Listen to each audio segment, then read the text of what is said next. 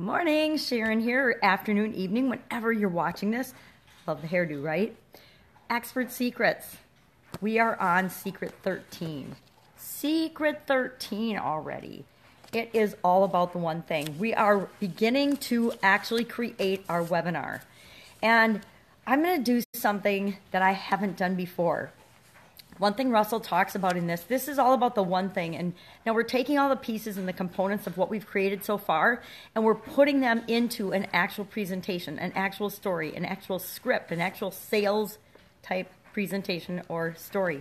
And normally, like Russell, I create mine in a PowerPoint, and I don't script mine. I just go through, create the slides, and then I just deliver it, and I talk off the highlights on the slides. But I've been doing presentations for a lot of years, like decades. And so it's easy for me to just see a picture or a phrase on the slide and talk about that in depth. And if you have a lot of expertise in the area that you're teaching and training and coaching in or helping people to transform in, you can probably do that too.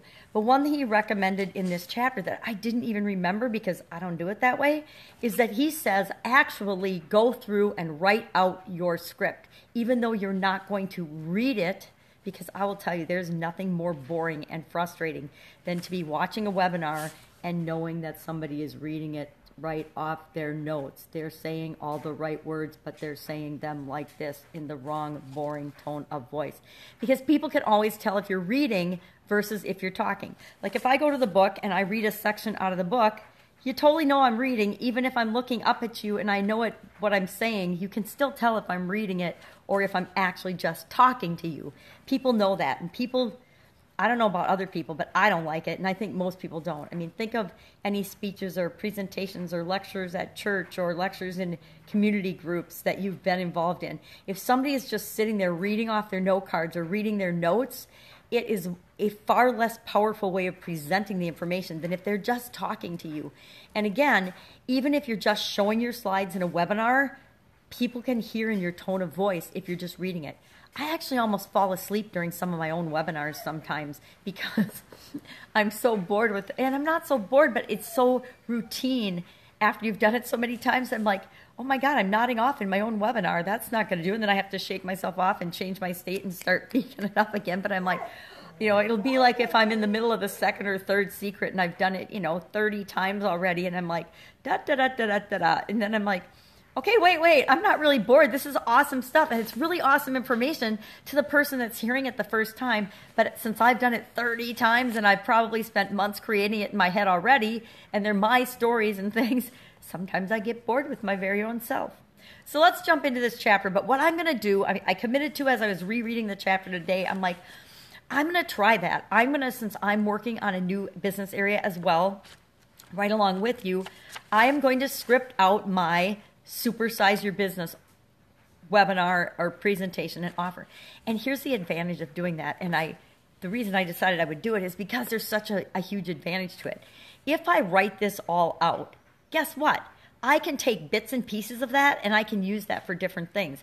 I could create articles out of it. I could create quote cards out of it. I could create different pieces of content out of that. I could record it and do a podcast. I can record it and do a webinar. I can use it for my live webinar. I can break it up into little pieces and use it for follow-up email sequences and little mini epiphany bridge stories to draw people into my world. So I haven't done the scripting, writing out the whole script before, and I'm like, oh my gosh, why haven't I done this before? Now, I could cheat and get one of my webinars transcribed, but since I'm creating a new webinar, I'm going to try doing it this way and actually writing out the whole script.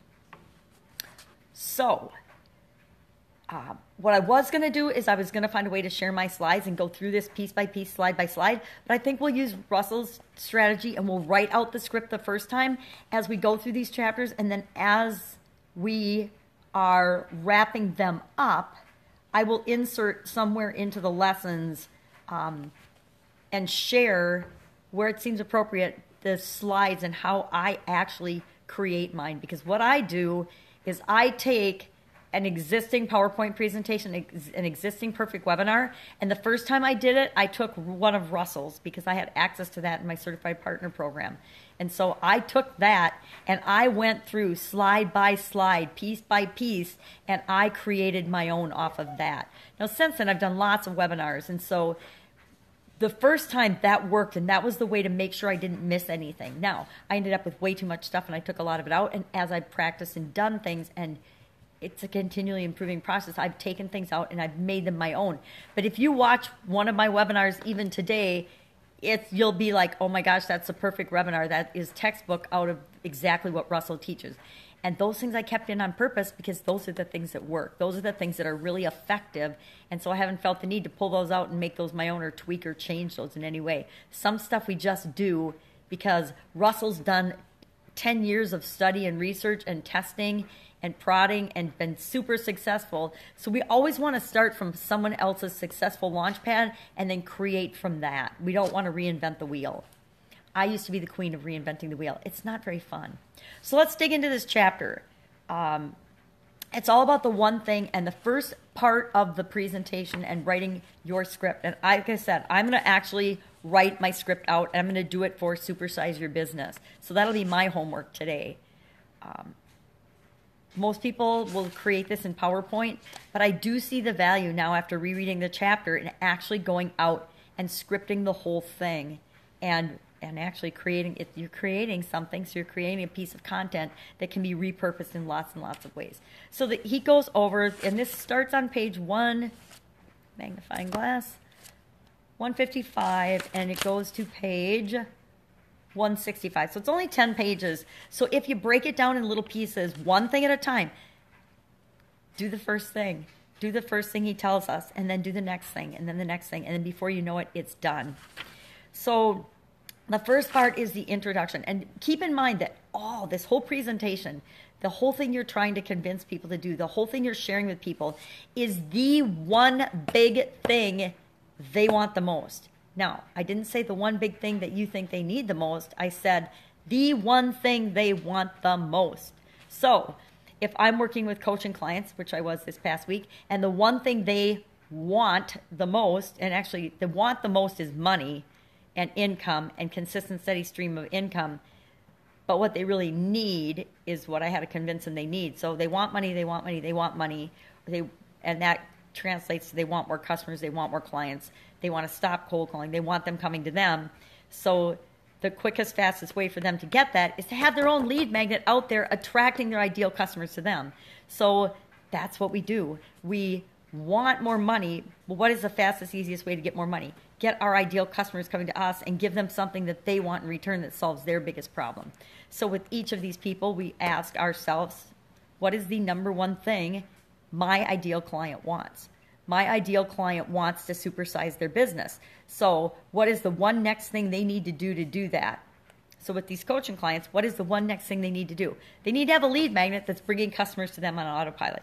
And or they don't even have to have, well, they can have a lead magnet, but I found a way around that they can just offer their share funnel. Because if they want more clients, then probably, or more customers, then probably the people that they're serving want more customers or clients too. Now, if you're dealing directly with consumers, you have to ask yourself, what is it that my customer wants the most? Is it time freedom? Is it money? Is it more time with the family?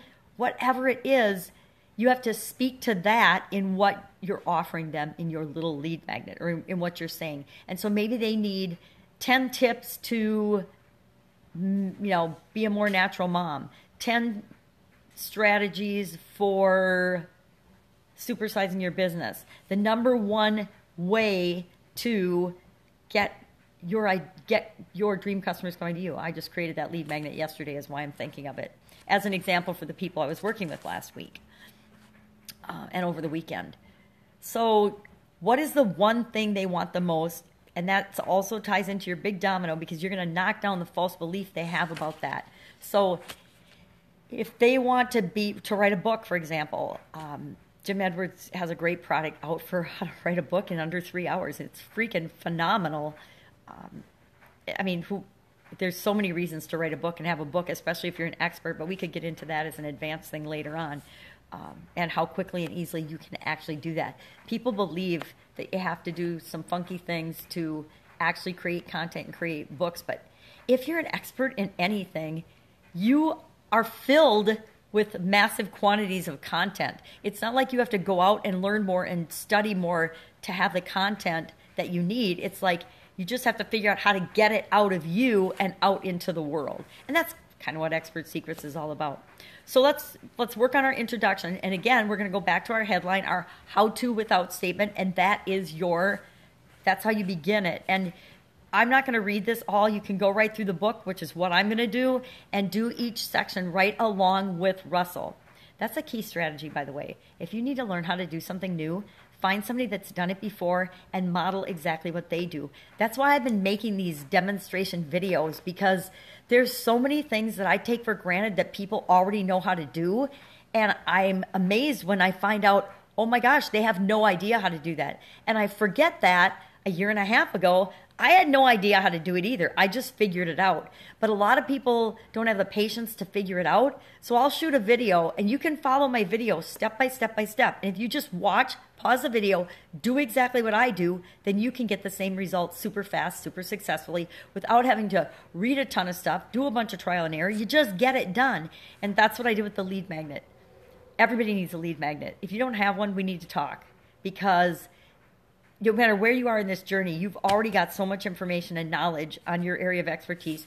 We can brainstorm something that you can offer people in exchange for money, because money is just a value exchange. If you're giving people something of value, we can brainstorm something that you can offer them right now in exchange for their name and email and them contacting you and coming to you to solve the problem. There is some problem you can solve for people right now. And that should be out in the world, starting to build your voice, starting to build your contacts, starting to get a group of people that know, like, and trust you.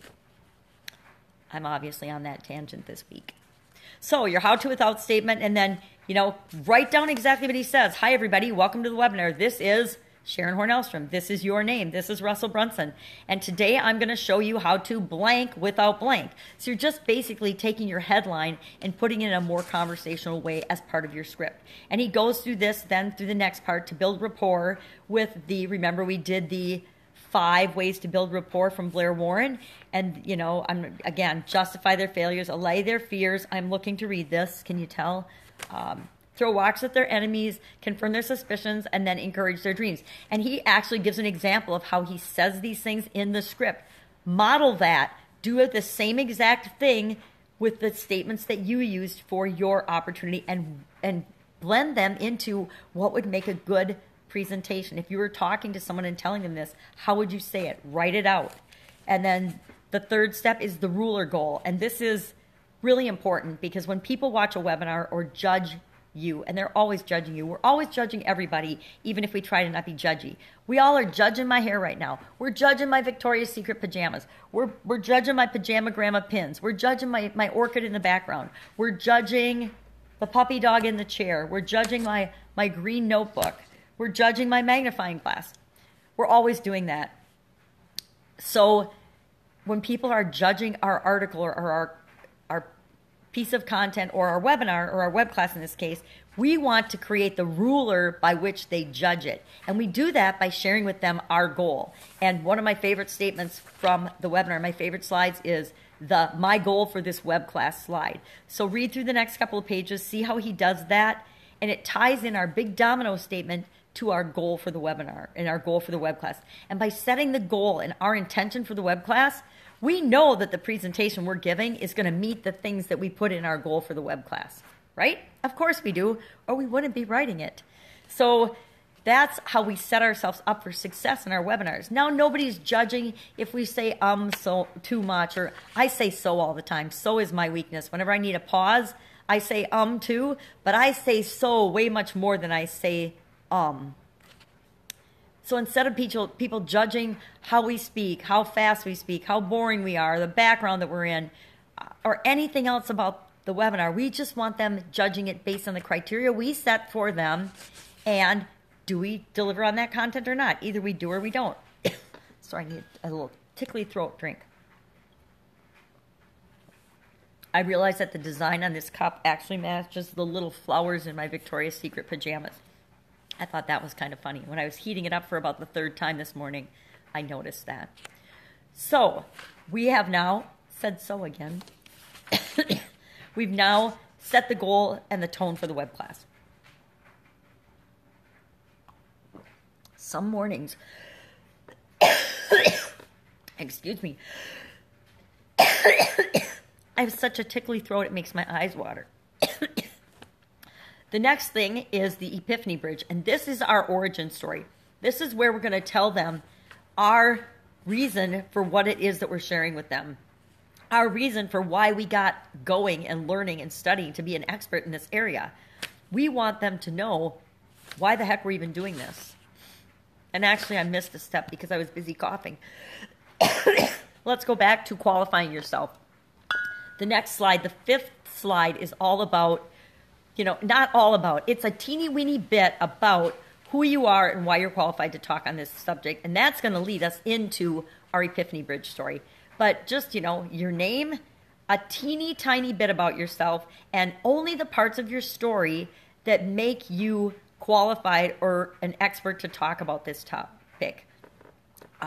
This was a big one for me because I know my first few times I did this, I had like a really full slide about me, and I'm like, I had to step back and say, this isn't about me at all, and this isn't about all the cool things I've done in my life, because there's been a lot. I'm old, right? So there's been a lot of stuff that's happened to me in my life, and a lot of things that make me qualified to speak on different topics. But when I'm talking to people about chronic pain, what I share about my past and what I put on that slide is very different than when I'm working with business clients to create customer handling on autopilot for them. Those two things are very different. What I talk about with my personal experiences in chronic pain and the experiences I've had with that are different than the experiences I have running a successful business and getting clients and customers on autopilot for a business. So the things I pull out of my experience in my past are different. So remember to keep your audience in mind when you're deciding what to include and not include.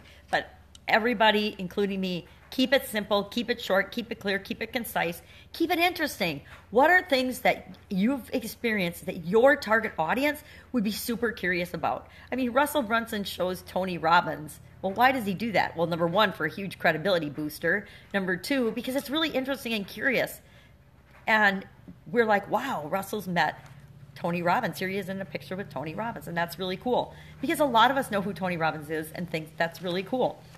I can't remember the other things. Then he shows his family. He shows his beautiful family so that we can relate to him on a personal level as well.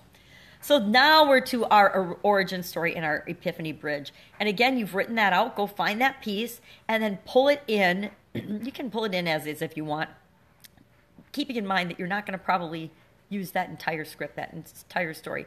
But if you haven't done it yet, go back, go through the Epiphany Bridge questions with this exact intent in mind, with the goal of your web class in mind, and tell that and write out, script out that Epiphany Bridge story. Answer those questions based on the intent and the goal for this web class or this webinar. The 7th step is to liken your story to them. So you go through, you tell them the whole story, and you have to tie it in for them. You have to say, they'll be like, oh, that's nice, but that's your story. I don't care at all about it. Yeah, I kind of can relate to some of it, but I don't care. So you have to tie it into, like, kind of using a kind of like bridge. How does that relate to them? What does it mean to them? You have to spell that out and call that out for them. So practice that in the script as well. Then we want to give a case study. We want to give a case study or a testimony of somebody that's used what we are trying to teach them successfully and the outcome and the result that they've had. Now, if you have a testimony, if you've worked with people before and you've gotten them the result that you want to create a masterclass around, share your story. It doesn't have to be your best story, but share a story of transformation that your audience can relate to. So if your audience really wants to make $100,000 this year and you have a case study of somebody that made $1 million this year, don't use that case study. Don't use that testimony. Use the one of somebody in your group that's made $100,000 because that's the one that matches the goal of what your ideal client wants. Down the road, if you want to use the $1 million story, go ahead, but don't lead with that here. This should be your best story. Again, message to market match. Story, testimony to ideal client, target market match. And that's the story you want to share here. So a lot of times it's not your best story. Maybe it's your favorite story. Maybe it's your favorite client. It depends what it is that you want to, the message you want to convey to your target audience at this point in your presentation. But you want to provide proof that you can help people get the transformation that you say you can. And then section 9, we're going to introduce the secrets. We're just going to introduce the secrets, and that's where the one thing ends. Now, keep in mind, the secrets, as I tried to beat a dead horse last time with this point, was everything we do in this presentation supports the one thing. Everything we do supports the one false belief, the big domino we're trying to get them to knock down. Everything. So all of our secrets are really our false beliefs, their biggest false beliefs, turned around with our epiphany stories to help knock out the legs under that big domino. So we're just going to write what those 3 secrets are, and that is the end of this chapter. Go ahead, script out this to that point. I don't know how long it's going to take you. I don't know how many words you're going to write. I haven't even done mine yet, but I'm going to do mine this afternoon after I walk another person through how to create their own lead magnet. And then I'm going to save these videos, and I'm going to probably package them up for all the people I've helped in the last week and create a product that says something to the effect of the number one thing you need to do for your business right now, immediately. If you haven't done it already, you need to do this, because this is the first thing you can do for anything, for anyone. You have to start getting yourself out there, attracting the people that you want to be attracted to you. You have to start attracting them. You just have to start. You don't have to learn for 8 months. You don't have to go through, I don't know, what day are we on, 40, 41, 42 of this Expert Secrets stuff. You don't even have to read the whole Expert Secrets book or .com Secrets book or any other book before you actually do this. I'm giving you permission because I think, all right, I was guilty of this. I didn't feel like I should be attracting people to me, and maybe why this subject is really lighting a fire under me is because I believe the same thing. For about a year, I learned and studied and grew all these things about online business, and I didn't start building my list or attracting people to me. I don't know what I was waiting for. I guess I was waiting for permission or somebody to tell me, yes, you know enough. You can now help other people. Now, I've been helping people all along the way during that process in other areas and other capacities, but I felt like I had to wait before I could do a lead magnet and offer my services online to people. Craziness, because with respect to online stuff, I might be new, but I've already got 35, 37, 38, almost, well, let's see, how old am I? I'm 58. So I've already got 43 and 13 is 58. I've already got 43 years of business experience. I think there's some things I can help people with, right? So why would I have not had a lead magnet when I first started? Again, because I thought I was new and that I didn't deserve it. I didn't deserve to be attracting people to me and helping people. Yikes. Big realization, right? So script this out. That's your assignment today, or your action steps today. I will create some kind of a worksheet. Haven't done it yet. But bottom line is you're just going to have to get a pad and paper and start writing her out, and writing it out in your own words, or typing it on the computer if that works for you. And now that I said that, I will probably type mine on the computer, because then it's already in a format that I can break down into those other pieces that I'm excited about. Go out, make it an awesome day. I will see you again tomorrow if you're keeping up with me and you're doing this one day at a time, or whenever you choose to decide to pick it up and watch me next time. I'm hoping it's tomorrow. I'll see you tomorrow. Bye.